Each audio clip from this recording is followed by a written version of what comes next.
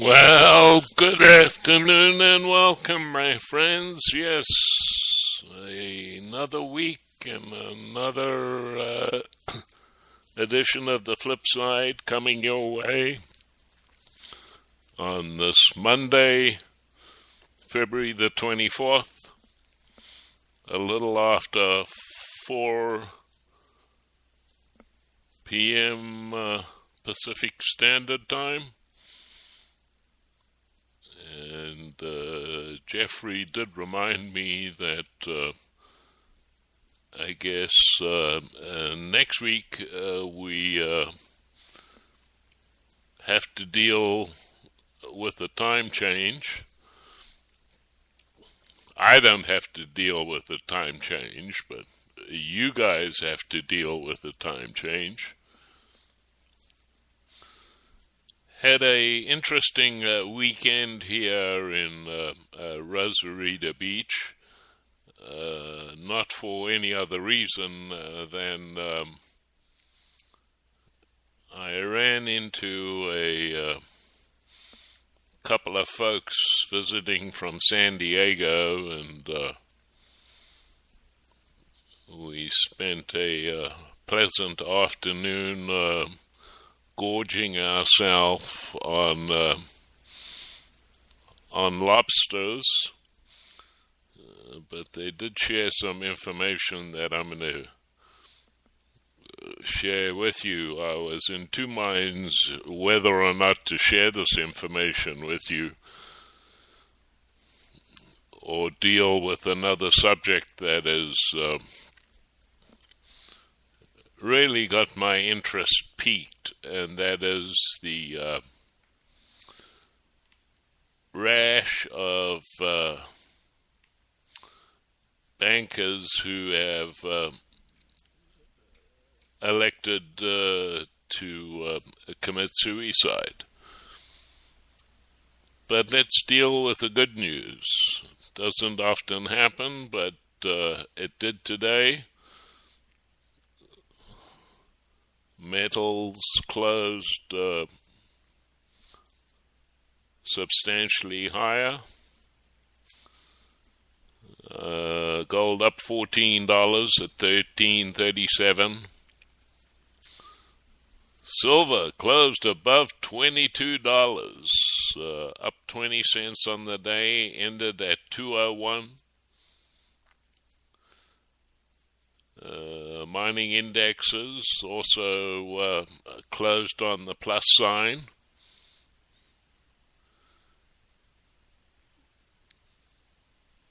Together with the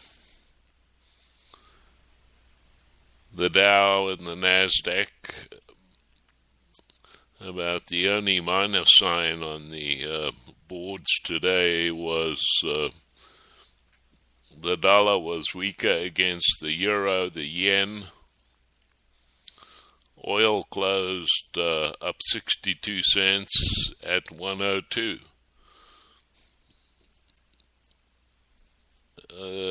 This could be quite a volatile week per se, financially speaking. Not because of any economic reports that are coming out. I mean, tomorrow's Case-Shiller 20 City Index, the FHFA Housing Price Index, and the Consumer Confidence numbers may move some markets, but by and large, the markets this week are going to concentrate on the plethora of Fed officials who will be giving speeches every day this week, up to and including Janet Yellen will be giving her testimony before the House, the Senate, I should say. She's already done the House appearance, but because of the bad weather, her Senate appearance was delayed. Not that I really expect to hear anything earth-shattering coming out of her chat with the Senate. I think pretty much folks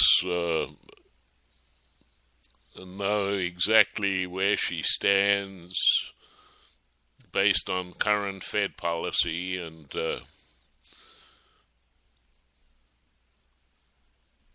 she has also pretty much stated that she is more than likely to maintain the current thought as far as tapering is concerned. One thing is without question interesting to note, in that last week there was a document dump, if you will, where we got to see the minutes of the meetings that took place at the Fed in 2008, at the height of the financial crisis. And even a person with an IQ of a cadaver would be able to ascertain from the various comments that were made at the time that the Fed was completely clueless about not only what was taking place in the financial markets or what to do to resolve the problem and avoid a global economic collapse. So I think it is safe to say that as soon as the next crisis arises, this current group of folks over at the Fed will be as clueless as the last group were. I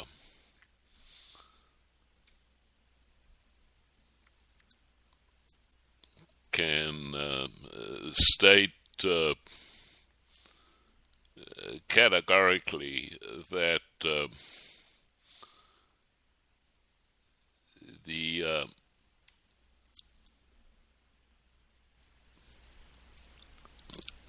current crop of Fed governors are nothing more than economists who were brought up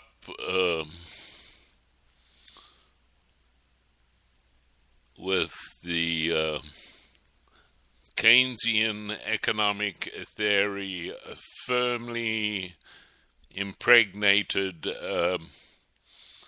in their thinking,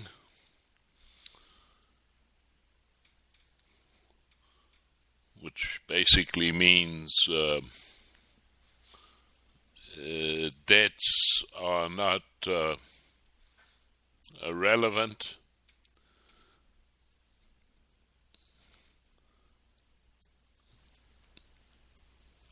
I mean, you even had Alan Greenspan at one point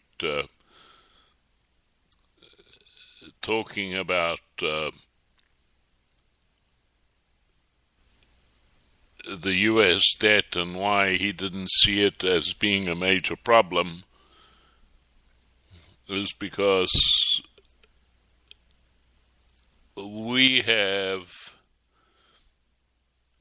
the ability to print as much money as we need in order to satisfy any debt. the folks over at CNBC didn't give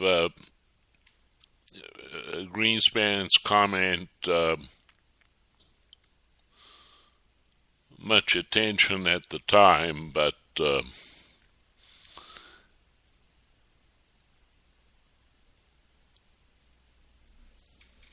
let me kind of put this in perspective for you. Global debt currently stands at $230 trillion.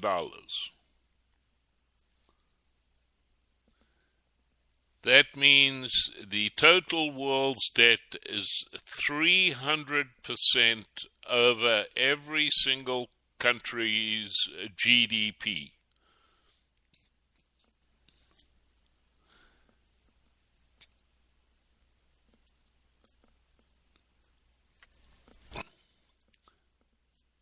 As Ergen van Greyers has said on numerous occasions, we are at a level of debt where it is mathematically impossible for that debt ever to be repaid. And the only solution to the problem will ultimately be a reset. And when he refers to a reset, he is referring to what happened shortly after World War II, when the first reset took place. And the world ended up on a gold standard for no other reason than to attempt to return confidence to the marketplace.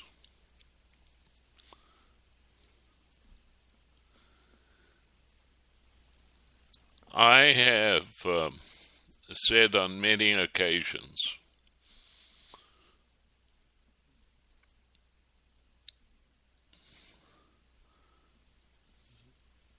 and we became to learn of this term shortly after the collapse of Lehman Brothers, and we were introduced to the black swan theory.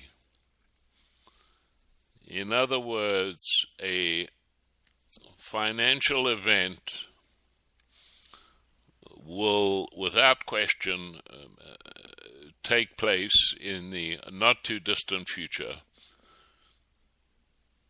which will be a black swan event, meaning that something is going to come out of left field that nobody could have predicted. The reason they refer to it as a black swan event is for decades British believed that the only swans in the world were white swans. And it was a shock to discover black swans. In the financial world, everybody thinks that everything is just fine and nothing out of left field is possible.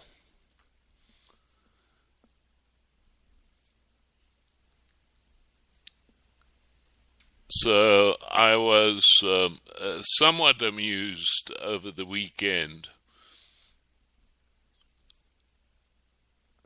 to hear Eric Sprout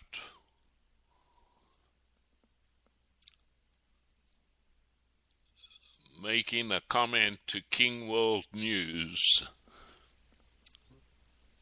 that a number of black swan events are going to surface in 2014.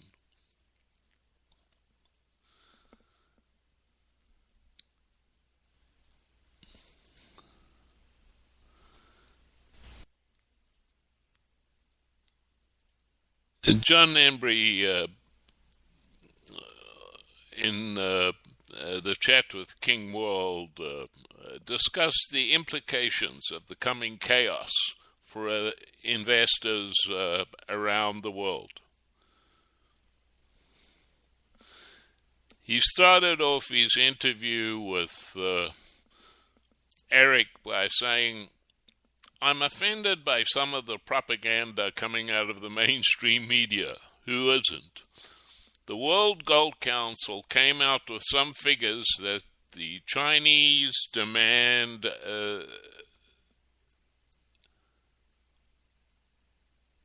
had been dramatically understated, because the truth is the demand for gold in China is pretty much off the charts.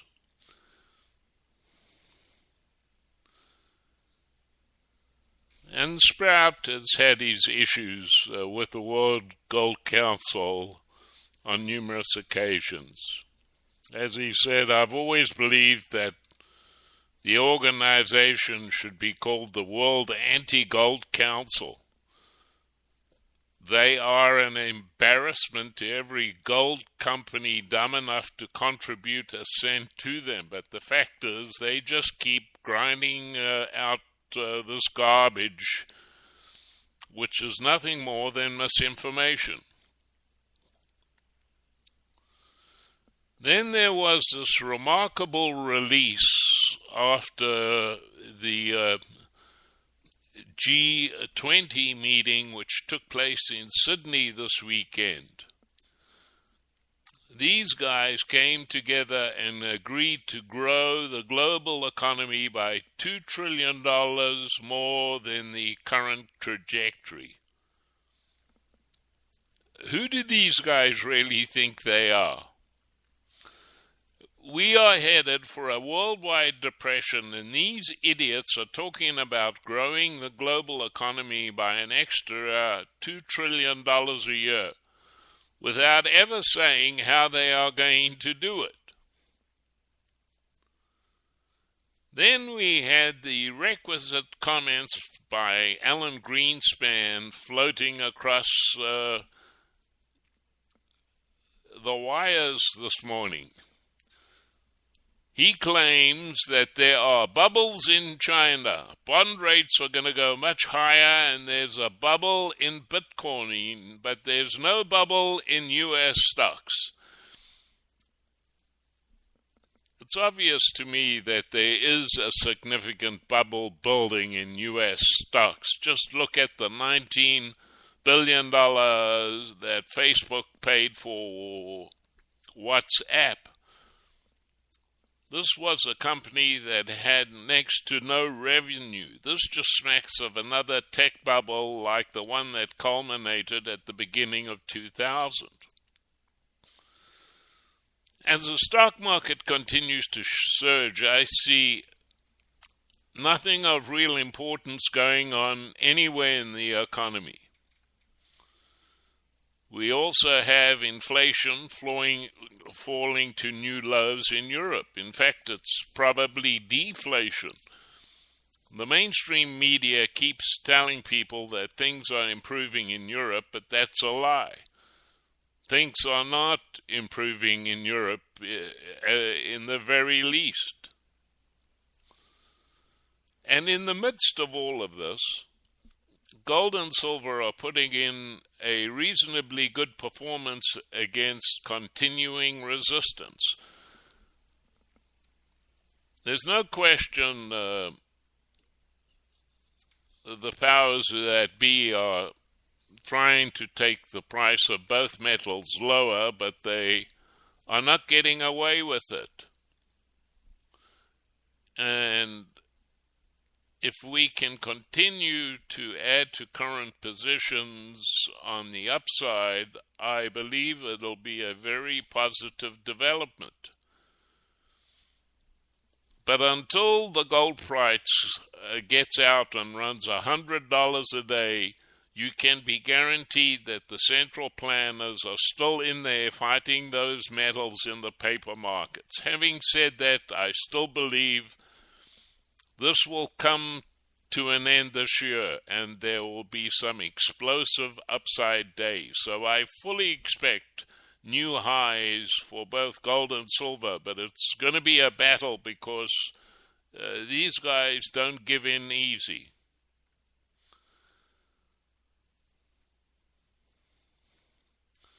With the leverage in the world today and with derivatives in the banking system, there is one thing that they can't tolerate.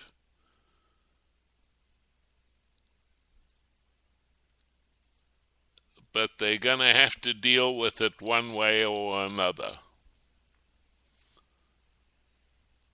John Embry concluded his conversation with Eric King by saying, despite the mainstream media propaganda, the world economy and the U.S. economy in particular are not going to be robust.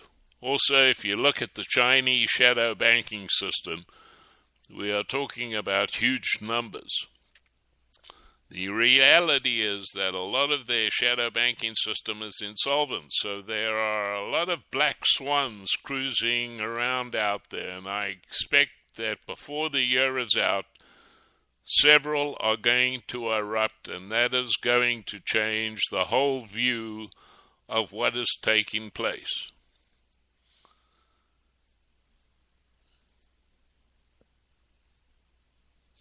And let me just repeat, this is a wonderful time to,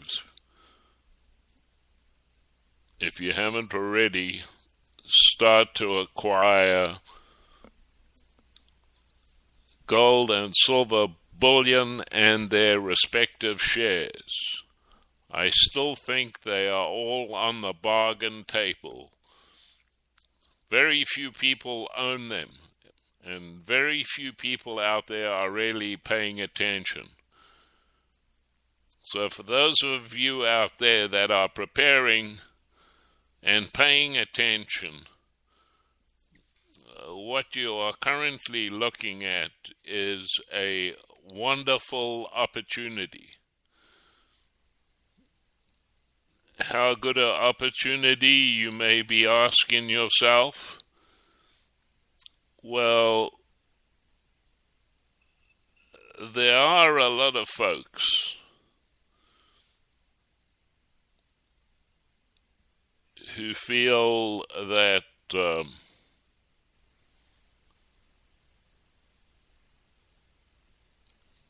we are getting to the stage where this is probably the best time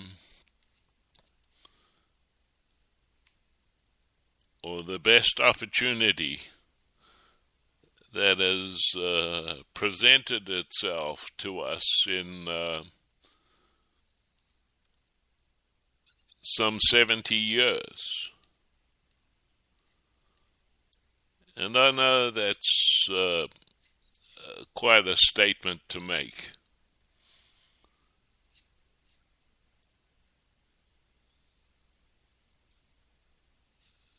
But let me give you another reason why I feel that way. Earlier this morning,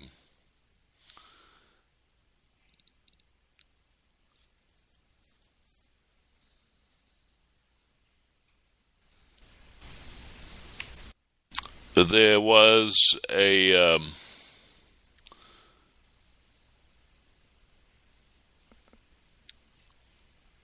article that appeared in the Financial Times. Now, those of you who are familiar with the Financial Times, I have gone there many times to read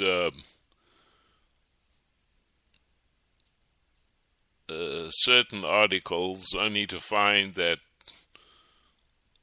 unfortunately, in order to access the article, one needs to be a subscriber. And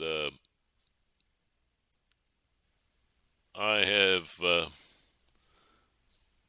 never been a subscriber, unfortunately, to the Financial Times. However, what was important about the article in the Financial Times is that it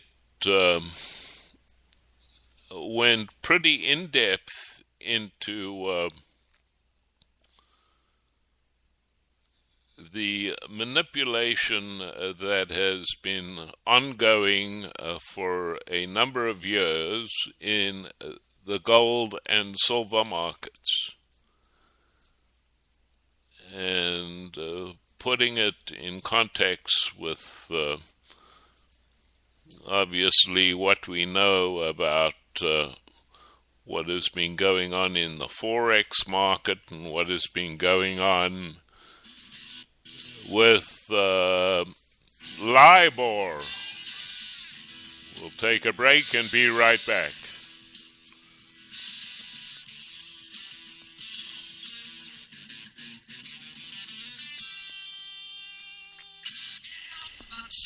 I can't sing, I ain't pretty, and my legs are thin.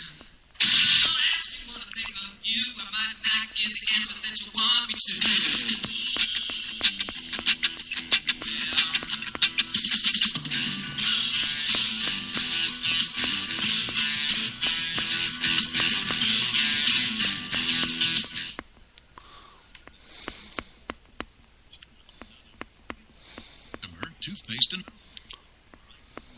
Toothpaste and mouthwash. Products. Gentle combination. Vitamer effectively whitens teeth, removes plaque, and freshens breath, and it does it naturally. Online. EITAMYR.com, or call us today to place your order at 1-888-558-8482. That's 1-888-558-8482. Keep your teeth and gums healthy with Vitamer toothpaste and mouthwash. Vitamer, nature's answer to healthy teeth and gums. And remember, it's all completely natural. Available at participating health food stores nationwide. Have you ever wondered how to eliminate those stinky odors in your home? Come on, you know, we all have them. Like when Uncle Joe comes over smoking that fat cigar, or the little wife cooks salmon for supper, even those nasty little odors that our furry friends leave behind. You can't just cover those smells with useless sprays, but you can get rid of them permanently with a Lisa K Candle Odor Eliminator. This soy-based candle attacks and eliminates pet odors, strong food odors, bathroom odors, the stale smell of smoke, and those odors you just can't figure out what they are. The Lisa K Candle Odor Eliminator contains special enzymes which actually attack the foul odors and remove them from the air. Perfect for any room of the house, office, RV, cabin, or anywhere else you have an odor. If you haven't tried these amazing candles, check out LisaKCandles.com and place your order today. You'll be glad you did. Visit Candles.com or call 731-441-3293. Now that's 731-441-3293. People are starting to get serious about their health. This is exciting. Listen to one of our health partners. Hi, my name is Sarah, and I live in Arizona. I'm a certified personal trainer, fitness instructor, and weight loss specialist. I believe that exercise and a healthy diet are the main keys in physical fitness. As you know, our food industry has been compromised, and Life Change Tea is 100% organic and is specifically designed to help cleanse your body on a daily basis. I try to encourage all of my clients to drink Life Change Tea to help them jumpstart their fitness goals. I really would recommend that you make Life Change Tea your partner on your journey to a healthy lifestyle. There you go. So make the choice, make the call. Call us at 928-308-0408. That's 928-308-0408. 0408, or you can log on to getthetea.com. That's getthetea.com. 928-308-0408. Get excited, get healthy, get the tea.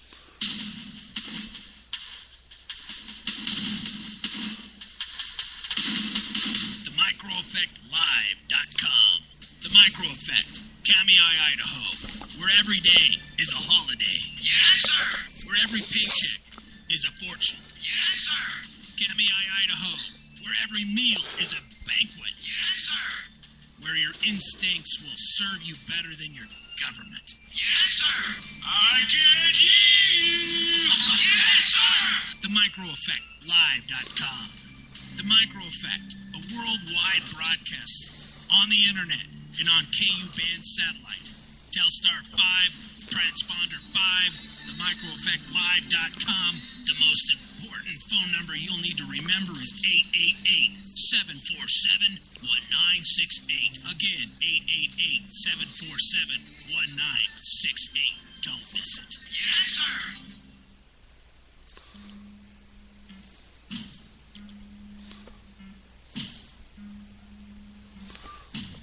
Hot town, summer in the city.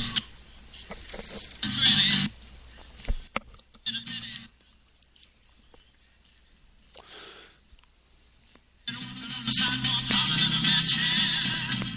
Other night it's different world. Go out and find a girl. Come on and dance on.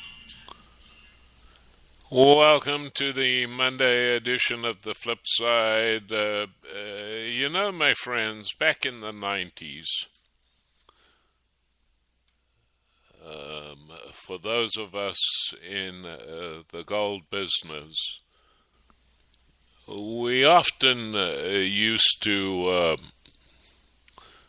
comment that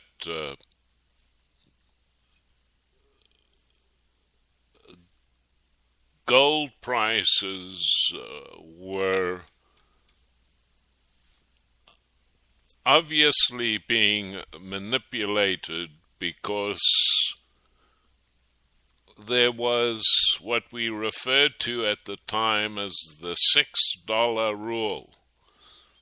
In other words, the price of gold on any given day would never rise more than $6 and would never fall more than $6. It wasn't until the collapse of long-term capital management and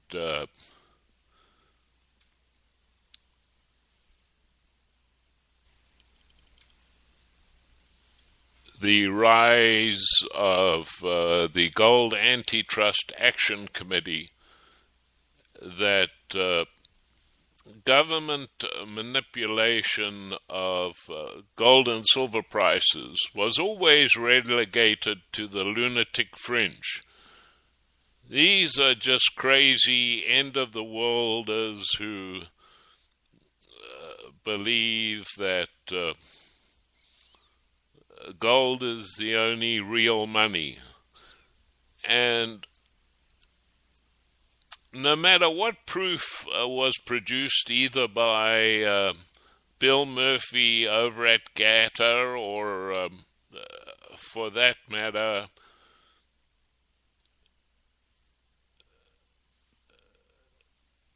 statements by Brooksy Bourne, who was a member of the President's Working Group on Financial Affairs,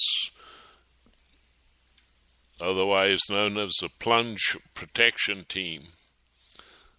Not only did the media not ever do its due diligence in reporting about the Plunge Protection Team, they rarely, if ever, reported on a number of facts that were borne out by a investigative research done by Bill Murphy and Ted Butler and many others that demonstrated beyond all reasonable doubt that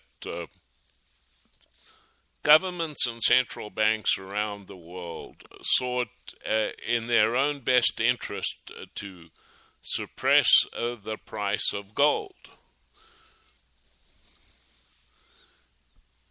And so you would never see reports in any U.S. financial publications such as Wall Street Journal or Forbes magazine. And the only time a mainstream financial publication would even mention the term manipulation usually originated out of Germany's media. That's why I think it's real important for you to understand that the Financial Times reports this morning that global gold prices may have been manipulated on 50% of the occasions between January 2010 and 2013. This is according to an analysis done by a British consultancy firm. The finding came amid a probe by German and UK regulators into the alleged manipulation of the gold price, which is set twice daily by Deutsche Bank, HSBC, Barclays Bank, Bank of Nova Scotia, and Societe Generale, in the process known as the London Gold Fix. The researcher found the gold price frequently climbs or falls once a twice-daily conference call between the five banks begins, peaks or troughs almost exactly as the call ends, and then experiences a sharp reversal, a pattern it alleged may be evidence of conclusive behavior. The analyst concluded that this is indicative of panel banks pushing the gold price upwards on the basis of a strategy that was likely predetermined before the start of the call in order to benefit their existing positions or pending orders. The behavior of the gold price is very suspicious in 50% of the cases. This is not something you would expect to see if you take into account normal market factors, said another analyst at the firm.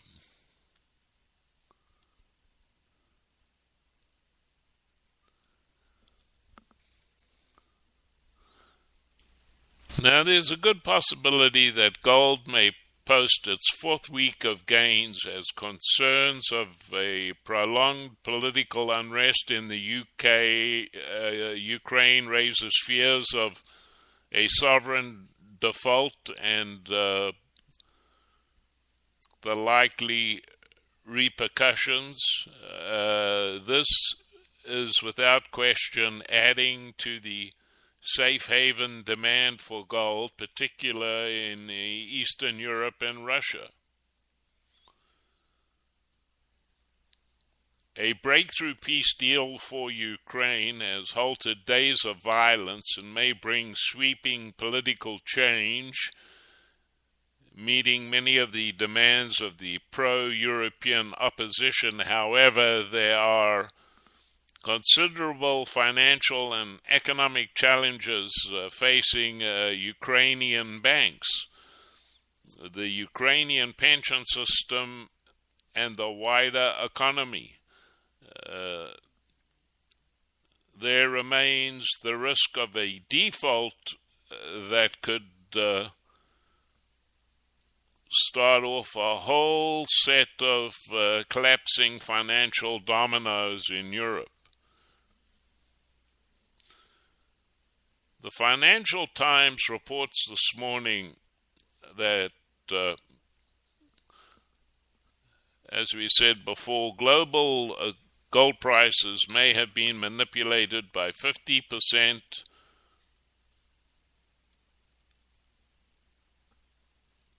on occasions between January the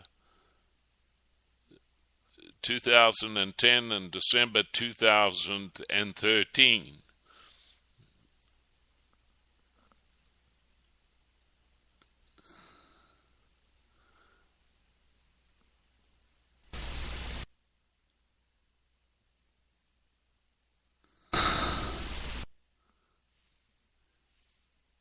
The thing that is important to note about this independent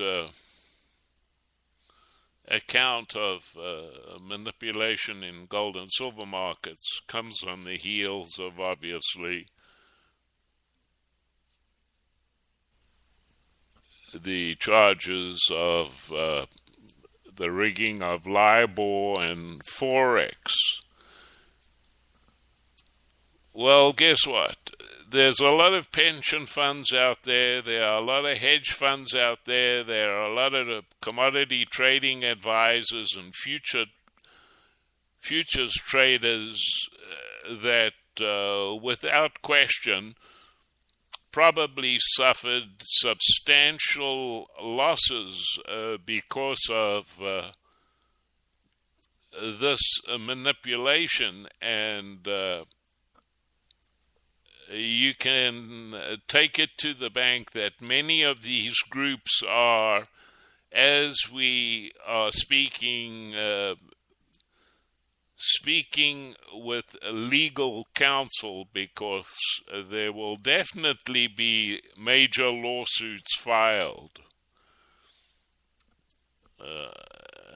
Daniel Broquette, a partner at a law firm of Quinn Emanuel, said he has already spoken to several investors concerned about their potential losses.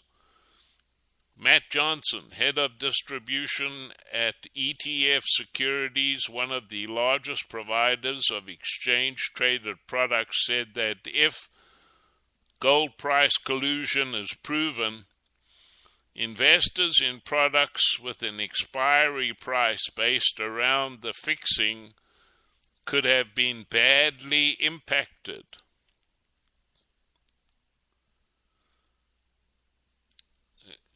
Gregory Ascillo, a partner at another U.S. law firm, commented that there are certainly good reasons for investors to be concerned.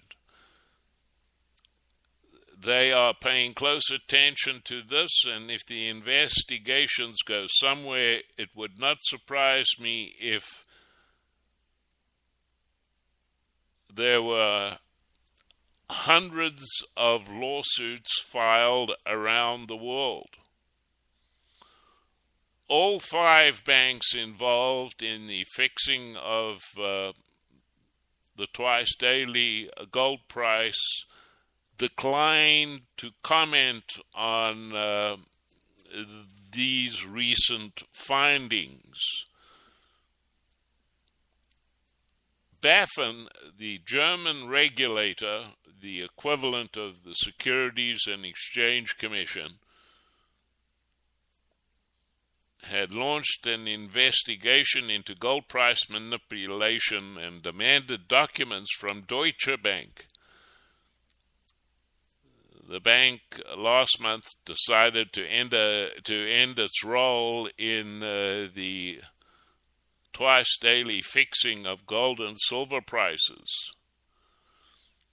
The UK's Financial Conduct Authority is also examining how the price of gold and other precious metals is set as part of a wider probe into benchmark manipulations following findings of wrongdoing with respect to LIBOR and similar allegations with respect to the Forex, foreign exchange market.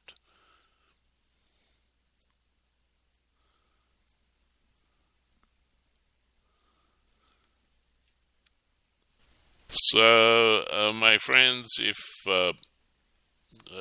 you don't have access to the Financial Times, the good folks over at Silver Doctors obviously do have a subscription to Financial Times, and they have reposted the financial report in its entirety.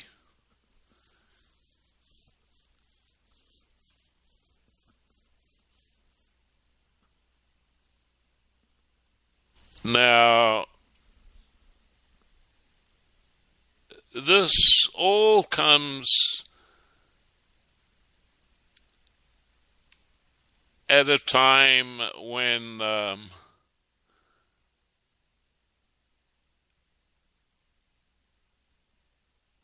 we have had a wrath of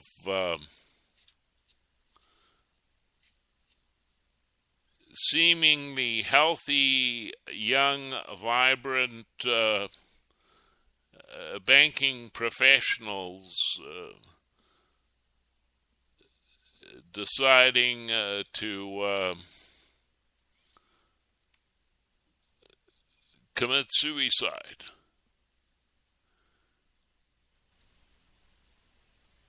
This is obviously something I have been following with great interest.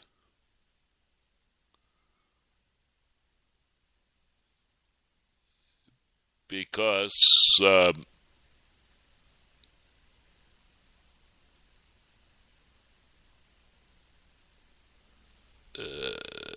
basic Google search into the mysterious deaths of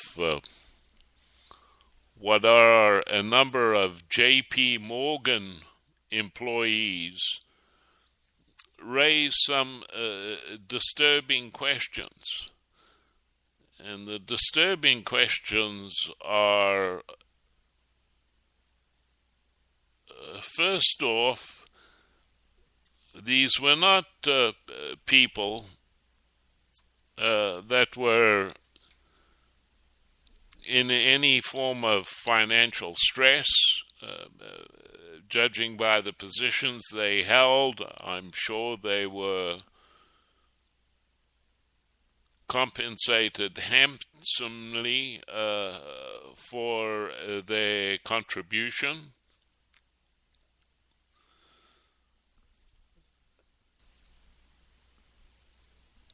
None of them, as best as I can tell, was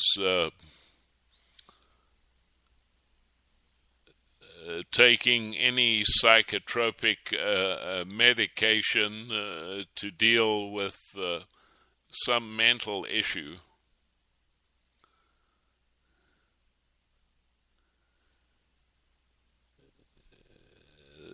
They all held positions of prominence,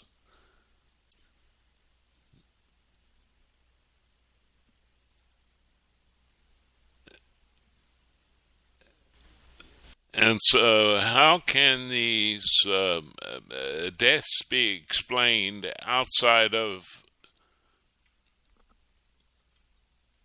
the simplest conclusion I initially came to was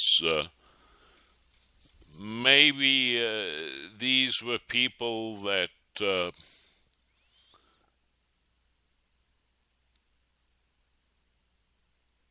were inspired by Edward Snowden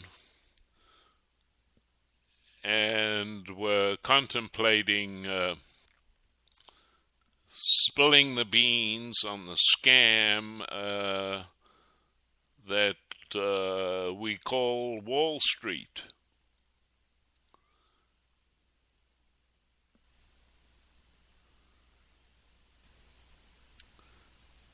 I mean, one has to be in a pretty tight corner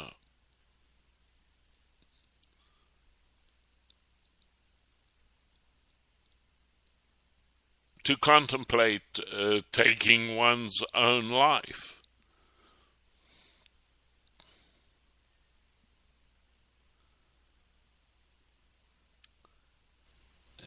And so there's a distinct possibility that these spat of suicides were not suicides, but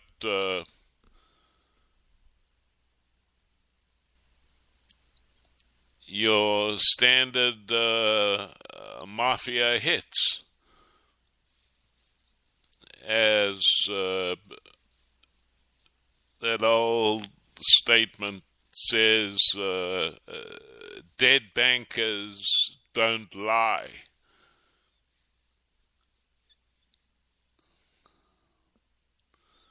There has to be some sort of explanation for this, but who knows? Anyway, just for your information, I'm doing a experiment on today's broadcast here on the micro effect, because I'm attempting to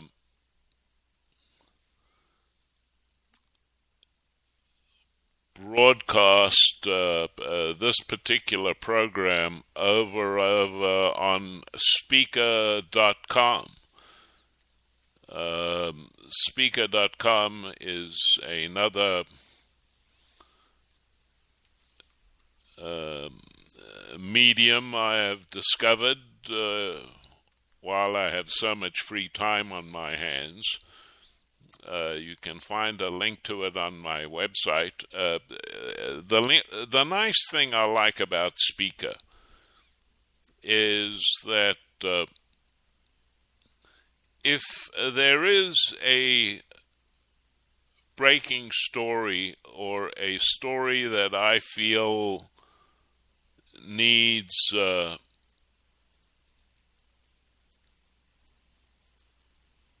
be reported on immediately, I am not handcuffed by having to broadcast at a specific time of the day.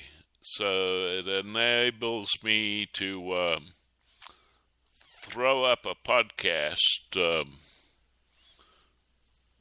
at any time. Currently, I am doing a real early morning podcast. It only runs about half an hour, and its purpose is just to kind of set you up for what the current action in the market is just prior to its open, and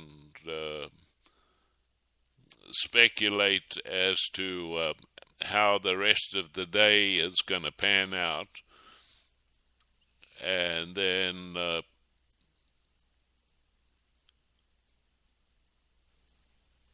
spend time on the 4 p.m. Flipside edition on the micro effect as a wrap-up of the day's events on Wall Street and Washington.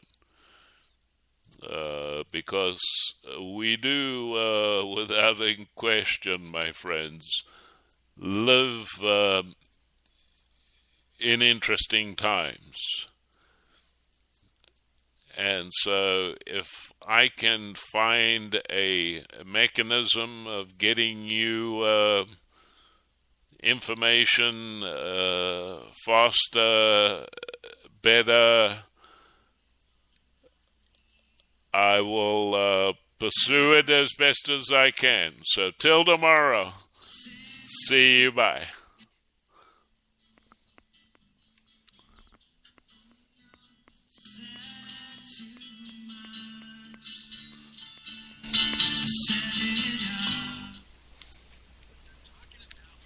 You receive a lot of food out there is not really